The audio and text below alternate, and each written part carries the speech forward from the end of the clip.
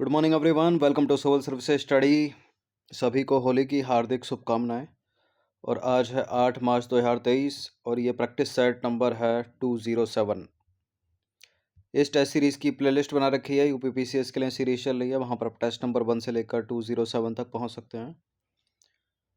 ठीक है, full test series प्राप्त कर सकते हो आप डिस्क्रिप्शन बॉक्स में नंबर, उस पर कॉल या व्हाट्सअप करके। तो चलिए स्टार्ट करते हैं। तो पहला प्रश्न, राष्ट्रीय अपराध रिकॉर्ड ब्यूरो यानी national crime record bureau NCRB के संदर्भ में निम्नलिखित कथनों पर विचार करेंगे। इसकी स्थापना 1986 में हुई थी और केंद्रीय रक्षा मंत्रालय के अंतर्गत काम करता है। ये दो स्टेटमेंट और दोनों के दोनों सही नहीं है। ठीक है, एक ही सही है केवल।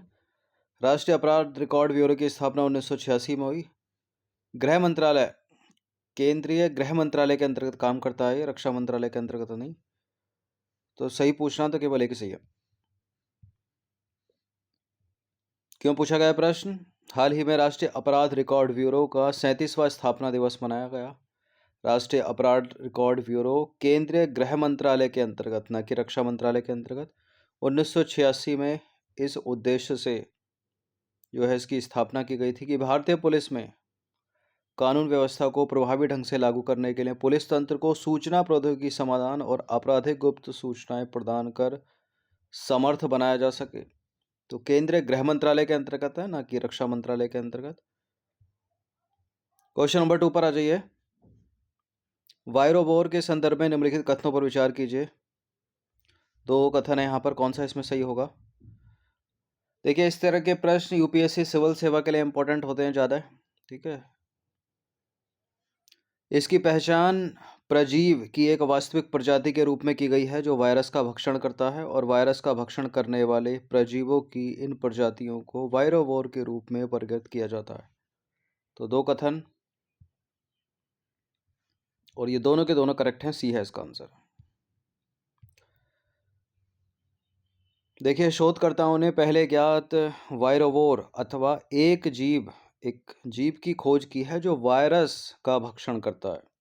ठीक है, खाद्य श्रृंखला में वायरस की भूमिका संबंधी नए निष्कर्ष सूक्ष्म स्तर पर हमारी सोच और समझ को बदल सकते हैं, और इसकी पहचान प्रजीव की एक प्रजाति के रूप में की गई है जो वायरस का भक्षण करता है। देखिए, वायरस का भक्षण करने वाले प्रजीवों की इन प्रजातियों को वायरोवोर के रूप में वर्गीकृत किया जाता है, और ये हेल्टेरिया की एक प्रजाति है। ऐसे सूक्ष्म सिलिएट्स जो प्राय मीठे पानी में रहते हैं। तो सी वाला स्टेटमेंट करेक्ट हो गया। नंबर इस पर कॉल या व्हाट्सअप करके आप फुल टेस्ट सीरीज और पीडीएफ प्राप्त कर सकते हो। क्वेश्चन नंबर 3 पर आ जाइए। 17वें प्रवासी भारतीय दिवस सम्मेलन का आयोजन कहाँ किया गया? हम कई बार चर्चा कर चुके हैं, मध्य प्रदेश में किया गया ये। तो हाल ही में भारत के प्रधानमंत्री ने प्रवासी भारतीय दिवस के अवसर पर मध्य प्रदेश में 17वें प्रवासी भारतीय दिवस सम्मेलन का उद्घाटन किया। क्वेश्चन नंबर 4 पर आ जाइए। समान नागरिक संहिता की आकांक्षा संविधान के किस अनुच्छेद में की गई है? कॉमन सिविल कोड ये directive principle of the state policy यानी राज्य का नीति निदेशक सिद्धांत है, तो अनुच्छेद 44 है ये। ठीक है, कानून के समक्ष समानता की बात, समता की बात अनुच्छेद 14 में की गई है, जो मूल अधिकार है। तो समान नागरिक संहिता की आकांक्षा संविधान के अनुच्छेद 44 में व्यक्त की गई है। क्वेश्चन नंबर 5 पर आ जाइए। हाल ही में बिरसा मुंडा हॉकी स्टेडियम का उद्घाटन किया गया, कहाँ पर? यह किया गया उड़ीसा में। तो पुरुषों के हॉकी विश्व कप 2023 से पहले उड़ीसा के मुख्यमंत्री ने राउरकेला के सबसे बड़े हॉकी स्टेडियमों में से एक बिरसा मुंडा हॉकी स्टेडियम का उद्घाटन किया, और अंतर्राष्ट्रीय हॉकी महासंघ यानी इंटरनेशनल हॉकी फेडरेशन द्वारा हॉकी विश्व कप 2023 के 15वें संस्करण का आयोजन ओडिशा के भुवनेश्वर और राउरकेला में 13 जनवरी से 29 जनवरी तक किया गया।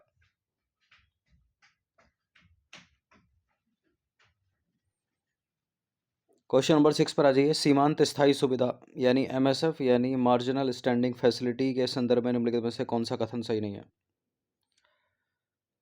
तो पहला कथन है, यह हमेशा रेपो दर से कम होता है, और इसके तहत बैंक तरलता की कमी को पूरा करने के लिए आपातकालीन स्थिति में भारतीय रिजर्व बैंक यानी आरबीआई से उधार लेते हैं जो बैंक हैं। ठीक है, और भारतीय रिजर्व बैंक द्वारा वर्ष 2011-12 में सीमांत स्थायी सुविधा योजना की शुरुआत की गई थी, यानी मार्जिनल स्टैंडिंग फैसिलिटी की शुरुआत कब की गई? 2011-12 में। यह एक दंडात्मक दर है जिस पर आरबीआई से पैसे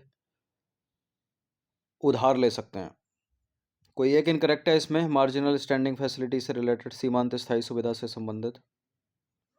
देखिए डी सही है, सी सही है, बी सही है, पहला ही गलत है। ठीक है, आरबीआई से कम नहीं, आरबीआई से अधिक होगा यहाँ पर।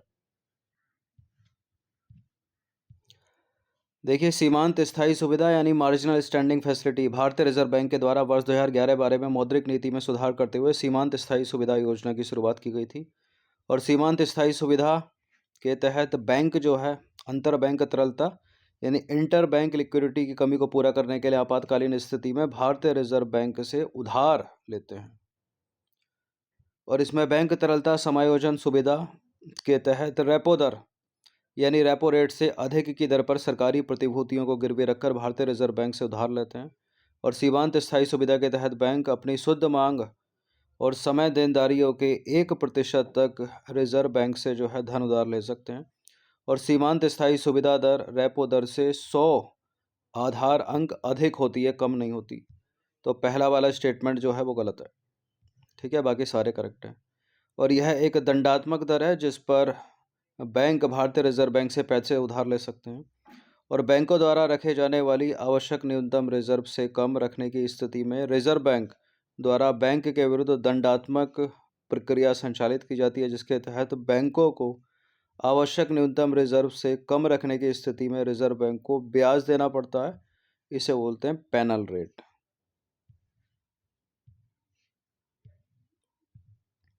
चलिए क्वेश्चन नंबर 7 पर आ जाइए। सूची 1 को सूची 2 के साथ सुमेलित करना है। नीचे दिए गए कूट की सहायता से उत्तर का चुनाव कीजिए। अमीर खुसरो का जन्म कहाँ पर? उत्तर प्रदेश में। कालिंजर का किला कहाँ पर? श्रृंगेरी ऋषि मंदिर कहाँ पर? निजामुद्दीन औलिया का जन्म कहाँ पर? ये कूट हैं, क्या पता एक से ही एलिमिनेट हो जाए। देखिए अमीर खुसरो का जन्म यूपी के एग्जाम में कई बार पूछा गया है। आरओ में पूछा, यूपी पीसीएस में पूछा है। अमीर खुसरो का जन्म हुआ था पटियाली के कासगंज में, तो पहले का 3 एक से एलिमिनेट हो गया। ठीक है, बाकी उत्तर प्रदेश में कालिंजर का किला बांदा में है। और श्रृंगी ऋषि मंदिर हो गया श्रृंगीपुरम फरुखाबाद। निजामुद्दीन औलिया का जन्म हुआ था बदायूं। तो 3 2 4 1 ऑप्शन नंबर सी हो गया इसका आंसर। तो अमीर खुसरो का जन्म स्थान है पटियाली कासगंज में, उत्तर प्रदेश में। कालिंजर का किला स्थित है बांदा में। और श्रृंगेरी ऋषि मंदिर स्थित है श्रृंगीपुरम फरुखाबाद में। निजामुद्दीन औलिया का जन्म हुआ था बदायूं में। चलिए क्वेश्चन नंबर 8 पर आ जाइए। अफगानिस्तान में शार्क कब शामिल हुआ था? ये प्रश्न इंपॉर्टेंट है, एग्जाम में पूछ लेते हैं इसको। अफगानिस्तान शार्क में, उल्टा बोल दिया क्या? अफगानिस्तान सार्क में कब शामिल हुआ था? 2005 में। ठीक है, वर्ष 2005। तो सार्क से प्रश्न बनते ही हैं, कुछ भी पूछ सकता है। देखिए दक्षिण एशियाई क्षेत्र सहयोग संगठन यानी सार्क, इंग्लिश में बोलते हैं इसको the South Asian association for regional cooperation SAARC. इसकी स्थापना हुई थी 8 दिसंबर 1985 को बांग्लादेश के ढाका में सार्क चार्टर पर हस्ताक्षर के साथ। और दक्षिण एशिया में क्षेत्र सहयोग का विचार सबसे पहले नवंबर 1980 में सामने आया था, इसको भी याद रखिए। और 7 संस्थापक देशों बांग्लादेश, भूटान, भारत, मालदीव, नेपाल, पाकिस्तान और श्रीलंका के विदेश सचिवों के परामर्श के बाद इनकी जो प्रथम मुलाकात हुई थी वो हुई थी अप्रैल 1981 में कोलंबिया में। और अफगानिस्तान जो है वर्ष 2005 में आयोजित 13वें वार्षिक शिखर सम्मेलन में सार्क का सबसे नया सदस्य बना था।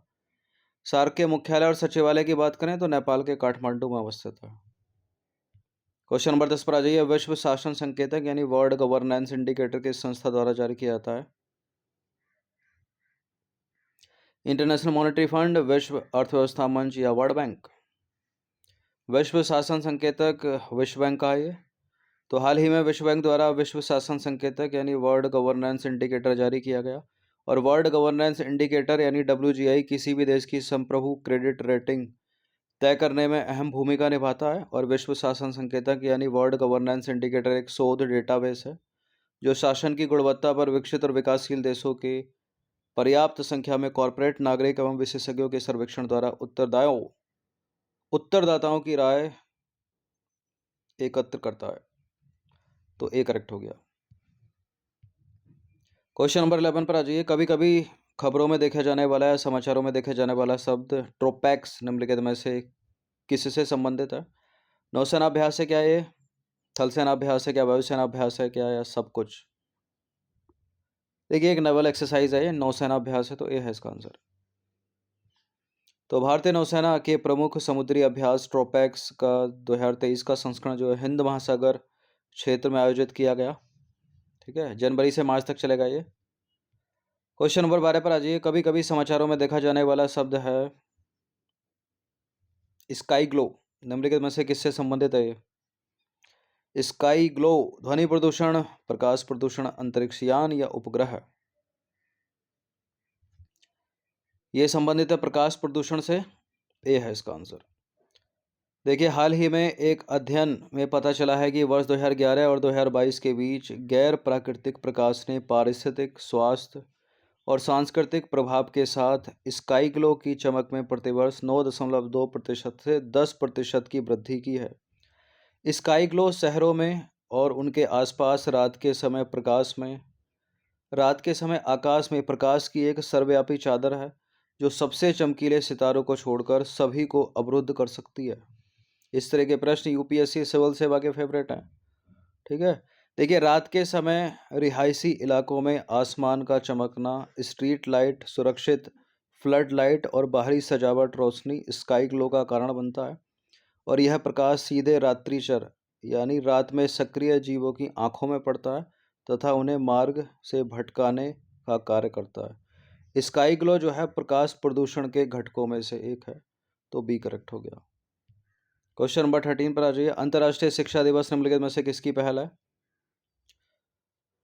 यूनेस्को, यूनिसेफ, नीति आयोग की तो नहीं है, अंतर्राष्ट्रीय स्तर पर है। संयुक्त राष्ट्र महासभा पहल किसकी है पूछ रहा है। ठीक है, जब शुरुआत सबसे पहले किसने करने को कही होगी, तो डी है इसका आंसर, संयुक्त राष्ट्र महासभा। देखिए, प्रत्येक वर्ष 24 जनवरी को अंतर्राष्ट्रीय शिक्षा दिवस यानी इंटरनेशनल डे ऑफ एजुकेशन मनाया जाता है। अंतर्राष्ट्रीय शिक्षा दिवस मनाने का प्रस्ताव पहली बार संयुक्त राष्ट्र महासभा में 3 दिसंबर 2018 को पारित किया गया। तो डी करेक्ट हो गया।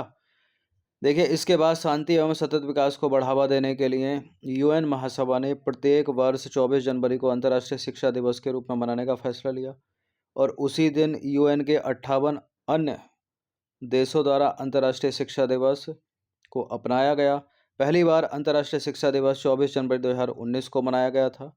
इसका उद्देश्य क्या है? विश्व के गरीब एवं वंचित बच्चों को मुफ्त एवं बुनियादी शिक्षा प्रदान करना तथा शिक्षा के प्रति लोगों को जागरूक करना एवं शिक्षा की महत्ता से परिचित कराना। देखिए, यूनेस्को द्वारा अंतर्राष्ट्रीय शिक्षा दिवस के इस वर्ष मनाए जा रहे 5वें संस्करण को अफगानिस्तान की बालिकाओं तथा महिलाओं को समर्पित किया गया है। क्वेश्चन नंबर 14 पर आ जाइए। किस महिला वैज्ञानिक को सूरज की रानी के नाम से जाना जाता है? इन्हीं को जाना जाता है, क्या नाम है इनका? Priyamvada Natarajan, Maria Telkes, Donna Strickland या सेंड्रा फेवर? इनका नाम है Maria Telkes, option number C. देखिए, महिला वैज्ञानिक मारिया टेलेक्स जो एक जैव भौतिकविद थी, इनको सूरज की रानी के नाम से भी जाना जाता है। उनका मानना था कि सूर्य की शक्ति मानव जीवन को बदल सकती है।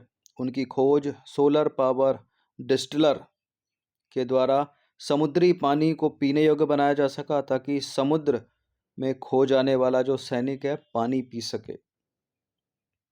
ठीक है, बहुत खारा होता है समुद्र का पानी, सीधे नहीं पी सकते उसको। ये प्रश्न इंपॉर्टेंट है। क्वेश्चन नंबर 15 है। किस अधिनियम के तहत भारत के समुद्री क्षेत्र एवं महाद्वीपीय ढाल, विशिष्ट आर्थिक क्षेत्र एवं अन्य समुद्री क्षेत्रों में खनिज उत्खनन हेतु संपूर्ण शक्ति केंद्र सरकार को दे दी गई? एग्जाम में यही पूछ लेता है कि ये किसके अंडर में है। ठीक है, केंद्र सरकार के अंडर में है, सेंट्रल गवर्नमेंट के। तो इसको भी याद रखिएगा। तो कौन सा अधिनियम है वो? खनिज रियासत अधिनियम 2016, परमाणु ऊर्जा अधिनियम 1962, तेल उद्योग 1974, अपतटीय क्षेत्र खनन विकास एवं विनियमन अधिनियम 1957।